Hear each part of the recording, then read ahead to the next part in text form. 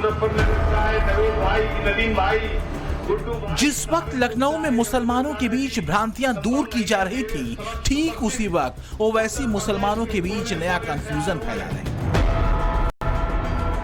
ओवैसी ने एक news headline को शेयर करते हुए दावा किया कि आईबी और रॉ जैसी एजेंसी में बड़े लेवल पर कोई मुस्लिम अफसर नहीं है। ओवैसी ने आरोप लगाया कि मोदी सरकार की नीतियों का शिकार सरकारी नौकरी में काम करने वाले मुस्लिम हो रहे हैं।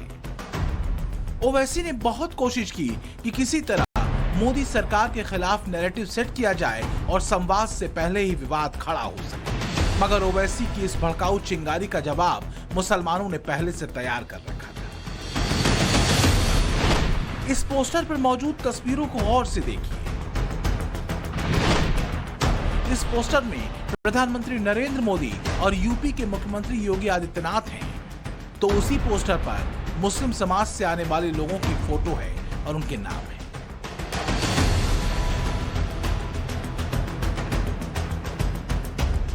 इस पर जो लाइनें लिखी गई हैं, वो बताती हैं कि ओवैसी जैसे लोग मुसलमानों के बीच जो अफवाह फैलाते रहे हैं, उसे अब दूर किया जा रहा है और इसकी शुरुआत पसमानदा समाज की तरफ से की गई है। बड़ी तादाद में मुस्लिम पुरुष और महिलाएं यूसीसी के खिलाफ चलाए जा रहे एजेंडे को बेनकाब करने के लिए इसमें शामिल हुए। इन लोगों ने बैठक के दौरान समान नागरिक संहिता पर जो बात कही, उसे सुनकर ओवैसी को 11,000 वोल्ट का झटका लगेगा। सबसे पहली बात जो ड्राफ्टिंग नहीं है, उसका ड्राफ्ट सामने आया तो पता लगे ना विरोध क्या कर रहे हैं। जब उसका ड्राफ्ट सामने तभी तो विरोध होगा उसका। आप विरोध कर रहे हैं कि नहीं? नहीं, हम क्यों विरोध करेंगे? यूनिफॉर्म सिविल कोड को लेके हमारे दिलों में, दिमाग में कोई कंफ्यूजन नहीं है। पुरजोर तरीके से हम इसका समर्थन करते हैं। फॉर एग्जाम्पल, जैसे एक स्कूल में सभी समुदाय के बच्चे यूनिफॉर्म पहनते हैं और एक साथ एक सुर में रहते हैं, वैसे ही ये यूनिफॉर्म सिविल कोड है, इसको हमें पालन करना चाहिए। पसमानदा समाज के अंदर अगर पहली ये मीटिंग जो हम ज्वाइन कर रहे हैं, इससे एक मैसेज जाएगा कि ज्यादा तो नहीं, मैं 20% तो कंफ्यूजन आज ही समाप्त हो गया। जब चर्चा होगी, उस पर बातें होंगी तो वो बेहतर रहेंगी और उस बात को जब रखा जाएगा सामने, तो किसी की अगर कोई कंफ्यूजिंग है तो वो अपना सवाल कह सकता है, बता सकता है, पूछ सकता है, तो वो जरूरी है, बेहतर है। दरअसल मुसलमान मोदी और योगी के साथ जा रहे हैं और ओवैसी से कंट्रोल नहीं कर पा रहे। खासकर उत्तर प्रदेश का पसमानदा मुस्लिम समाज उनकी बात बिल्कुल नहीं सुनता। ओवैसी को डर है यूपी के 4 करोड़ मुसलमानों में से करीब 3 करोड़ मुसलमान पसमानदा समाज से आते हैं और अगर इनका बड़ा हिस्सा बीजेपी का वोटर बन गया तो 2024 में मोदी को रोकना नामुमकिन हो जाएगा। इसलिए वक्त वक्त पर भाईजान की तरफ से मुसलमानों को भड़काने की कोशिश की जा रही है। पहले 3 तलाक, अनुच्छेद 370 और राम मंदिर के मुद्दे पर गलत तथ्य सामने रखे गए थे, मगर ये प्रोपेगेंडा काम नहीं आया तो फिर सीए यूनिफॉर्म सिविल कोड को एंटी मुस्लिम बताने की कोशिश की गई। साथ ही ये भी प्रसारित किया जा रहा है कि मोदी सरकार मुसलमानों की सरकारी नौकरी में उपेक्षा कर रही है। 2019 के चुनाव से पहले भी ओवैसी ने इसी तरह प्लान तरीके से ये सवाल पूछा था कि सीआरपीएफ में कितने मुसलमानों को नौकरी मिली। ओवैसी को अपना नॉलेज बढ़ाना चाहिए और देखना चाहिए कि आसिफ इब्राहिम जो थे वो आईबी के डायरेक्टर रहे हैं 2 साल तक और वो सबसे बड़ी पोस्ट होती है। इसी तरह पीछे अखबारों में भी आया था कि कुछ मुस्लिम लड़कियां जो हैं रॉ में रिक्रूट हुई थी। तो ये कोई ऐसा पैमाना नहीं है कि यहाँ धर्म के आधार पर रिक्रूटमेंट होगी, यहाँ पे योग्यता के आधार पर ही होती है। 2 तस्वीरें बताने के लिए काफी हैं कि ओवैसी की बात मुसलमान कितनी सुनते हैं और बीजेपी की कितनी। जयपुर में ओवैसी की जनसभा हुई तो सुनने वाले 200 से भी कम थे, जबकि बीजेपी का पसमानदा सम्मेलन हुआ तो मुस्लिम समाज बड़ी तादाद में पहुंचा। यही वो फर्क है जो राजनीति के अगले चैप्टर की कहानी लिख रहा है। मुसलमानों के जिस वर्ग से आने वाली 80% पसमानदाओं को पिछड़ा माना जाता है, बीजेपी ने उन्हें आर्थिक, सामाजिक और सरकारी सिस्टम में मजबूत करने का प्लान बना रखा है। इसी सिलसिले में बीजेपी ने पसमानदा बुद्धिजीवी सम्मेलन का आयोजन कराना शुरू कर दिया। 10 मार्च से बीजेपी अल्पसंख्यक मोर्चा पसमानदा मुसलमानों के बीच कार्यक्रम कर रहा है। पीएम मोदी के मन की बात का उर्दू में अनुवाद कर किताब के तौर पर बांटा जा रहा है। इसके अलावा 27 जुलाई से पसमानदा स्नेह यात्रा की शुरुआत होने वाली है। ये स्नेह यात्रा यूपी के गाजियाबाद से शुरू होगी, जो कि मेरठ भी जाएगी, मुजफ्फरनगर भी जाएगी, गाजीपुर से होकर भी निकलेगी। एक तरह से कह लें तो वो तमाम इलाके शामिल होंगे जो यूपी के मुस्लिम बहुल इलाके। माना जा रहा है कि बीजेपी को यूपी की 20 लोकसभा सीटों पर इसका फायदा मिल सकता है। ये वोटर अब तक समाजवादी पार्टी और बीएसपी को वोट करते रहे थे, मगर अब मोदी सरकार इनकी भ्रांतियां दूर कर रही है। जो यूसीसी का मुद्दा है, जैसे जैसे समाज आगे बढ़ता है, समाज की नई नई जरूरतें सामने आती हैं और जिम्मेदार सरकार का ये कर्तव्य होता है कि समाज की जरूरतों को समझते हुए उन जरूरतों को पूरा करे। यकीनन यूसीसी भी आज समाज की जो जरूरत है, प्रधानमंत्री जी ने इसको समझा और निश्चित तौर पे हम सबके साथ संवाद करके बेहतर दिशा में अपने समाज को आगे ले जाए, यही हम सबका लक्ष्य है। वैसे ओवैसी अकेले नेता नहीं हैं जो मोदी सरकार के खिलाफ नैरेटिव सेट करने में जुटे हैं। कई और मौलाना और पार्टियां इस लिस्ट में आती हैं। इसलिए बीजेपी अल्पसंख्यक मोर्चा पसमानदा स्नेह यात्रा को देश के उन राज्यों से भी गुजारेगा जहां मुस्लिम आबादी बड़ी तादाद में है। कोशिश यही है कि देश की जिन 190 लोकसभा सीटों पर पसमानदा वोटर हैं, उनका अगर 2% भी हासिल कर लिया जाए तो बीजेपी कांग्रेस समेत तमाम विरोधियों के खाते से कई सीटें उड़ा लेगी और इस सूरत में 400 प्लस का मिशन बिना दिक्कत और परेशानी के फतह हो जाएगा। इस दौरान उन भ्रांतियों को भी दूर किया जाएगा जो यूसीसी पर फैलाई जा रही हैं, जिनका मोदी के खिलाफ मुसलमानों को भड़काने के लिए हथियार के तौर पर इस्तेमाल किया जा रहा है। कहा जाने लगा है कि भाई हिंदुओं की पूजा पद्धति अलग है, मुसलमानों की अलग है, सिखों की अलग है, क्रिश्चियंस की अलग, त्योहार अलग हैं, कल्चर अलग हैं। तो एक भ्रम का माहौल पैदा हो गया। जब मुसलमान से बात कर रहे हैं तो कह रहे हैं साहब क्या मतलब हम दिवाली मनानी पड़ेगी अब हमको, अब हम इबादत नहीं कर सकते। तो दरअसल ये अवेयरनेस लानी जरूरी है कि this is just uniform civil code, it is not uniform religious code. ये अवेयरनेस लाने की जरूरत है कि this is just uniform civil code, not uniform cultural code, not uniform festival code, not even uniform dress code. बहुत सारे लोग इसे ड्रेस कोड भी समझ रहे हैं। जब भी कोई चेंज आती है, बदलाव आता है, उसका राजनीतिक लाभ उठाने की भी कोशिश की जाती है और भ्रांतियां डालने की कोशिश भी की जाती है। तो लोगों को जो सच है वो पेश ना किया जाता है, तो उसके लिए मिलके बैठ के चर्चा होगी।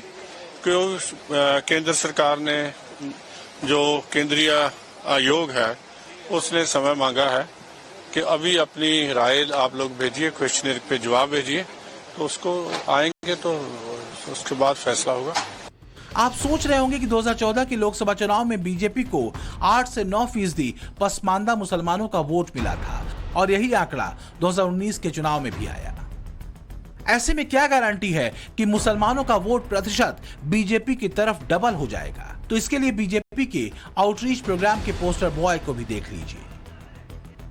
यूपी में मंत्री दानिश आजाद अंसारी पसमानदा समाज से आते हैं। अलीगढ़ मुस्लिम विश्वविद्यालय के कुलपति रह चुके तारिक मंसूर बीजेपी कोटे से विधान परिषद के सदस्य हैं। गुलाम अली खटाना जम्मू कश्मीर से राज्यसभा के लिए नॉमिनेट होने वाले सांसद हैं। मुख्तार अब्बास नकवी और शहनवाज हुसैन भी बीजेपी के बड़े मुस्लिम नेता हैं। कई मुस्लिम नेता नेशनल लेवल पर बीजेपी के लिए सक्रिय हैं। बीजेपी और खुद पीएम मोदी को उम्मीद है कि पसमानदा समाज उनकी इस बात को सुनेगा, जिसका फायदा उन्हें भी होगा और बीजेपी को मजबूत रिजल्ट मिलेगा। भारत के मुसलमान भाई बहनों को भी ये समझना होगा कि कौन से राजनीतिक दल उन्हें भड़का करके उनका फायदा लेने के लिए उनको बर्बाद कर रहे हैं। जो हमारे पसमानदा मुसलमान भाई बहन है, ये वोट बैंक की राजनीति करने वालों ने हमारे जो पसमानदा मुसलमान भाई बहन है उनका तो जीना भी मुश्किल करके रखा हुआ है। वो तो तबाह हो गए, उनको कोई फायदा नहीं मिला है। वे कष्ट में गुजारा करते हैं, उनकी आवाज सुनने के लिए कोई तैयार नहीं है।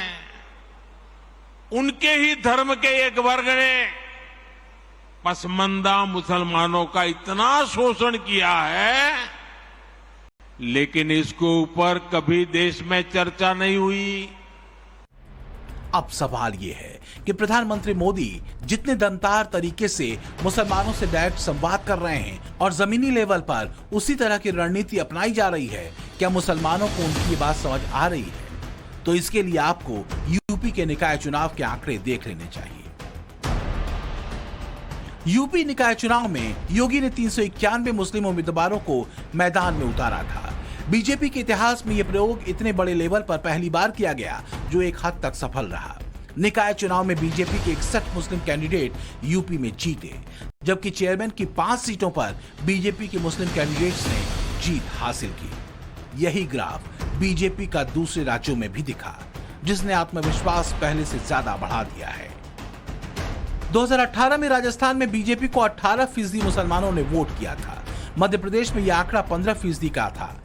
2022 में हुए यूपी चुनाव में 8% मुस्लिम बीजेपी के साथ जुड़े। बढ़ता हुआ यही वोट मोदी को ताकत दिला रहा है और योगी पर मुसलमानों का भरोसा बढ़ा रहा है। आम मुसलमानों के प्रति जवाबदेह हैं। आम मुसलमानों के दिल में क्या है? आज देश का आम मुसलमान, देश का पसमानदा मुसलमान हमारी मोदी जी की नीतियों पर पूरा विश्वास करता है।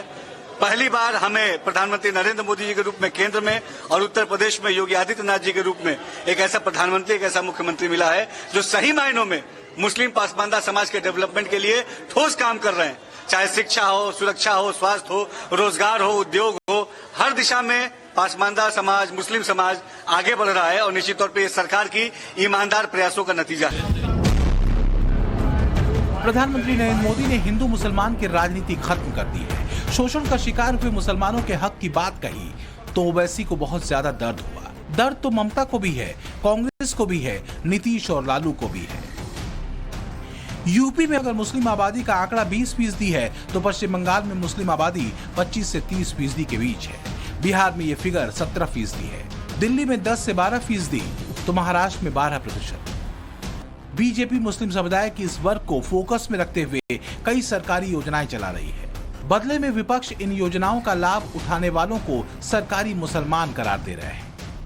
हमारे पास मुसलमान हैं, जमहूरियत है, आपको राय रखने का अख्तियार है, मुझे भी राय रखने का अख्तियार है।